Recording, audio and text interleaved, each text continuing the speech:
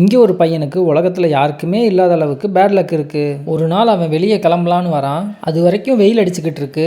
இவன் காலை வெளியே வச்சதும் சடனாக கிளைமேட் மாதிரி மழை பெய்யுது. சரி கொடை எடுத்துட்டு வரலான்னு அவனும் வீட்டுக்குள்ளே போயிடுறான். அதே மாதிரி இங்கே ஒரு பொண்ணுக்கு பயங்கரமாக லக் அடிச்சுக்கிட்டே இருக்கு. பெஞ்சிக்கிட்டு இருக்க மழை கூட அவள் வெளியே வந்ததும் உடனே மேகமெல்லாம் களைஞ்சு போய் நல்லா வெயில் அடிக்குது. போகிற வழியெல்லாம் லக் அவள் பின்னாடியே சுற்றுது. நம்ம ஹீரோ வீட்டுக்குள்ளே இருந்து கொடை எடுத்துட்டு வெளியே வரான்.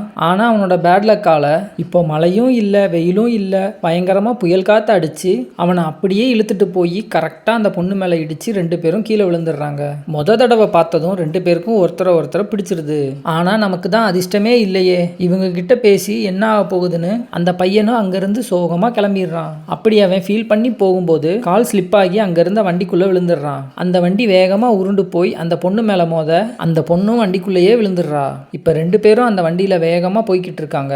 அந்த பையன் தான் முன்னாடி நிற்கிறான். அவங்களுக்கு முன்னாடி நிறைய வண்டி போய்கிட்டு இருக்கு. எனக்கு லக் இல்லை, இப்போ ஏதோ ஆக போகுதுன்னு அவன் பயப்படும் போது இந்த பொண்ணு அவனை பின்னாடி தள்ளிட்டு இவன் முன்னாடி வந்து நிற்கிறா. அந்த பொண்ணோட லக்கால அந்த வண்டி எல்லாத்தையும் தாண்டி ஈஸியாக போய்கிட்டே இருக்கு. கடைசியாக அந்த வண்டி வேகமாக போய் ஒரு பெரிய மலை மேலே இருந்து தண்ணிக்குள்ளே விழ போகுது. இது வரைக்கும் தைரியமாக இருந்த அந்த பொண்ணு இப்போ பயப்படுறா. இனிமே அவ்வளோதான் நினைக்கும் போது அந்த பையன் வண்டிக்குள்ள இருந்து கொடையை எடுக்கிறான். அவன் கொடையை விரிக்கும் போது அவனோட பேட் லக்கால மேல் பக்கமாக மடிஞ்சிருது. ஆனால் இப்போதான் அந்த மேஜிக் நடக்குது.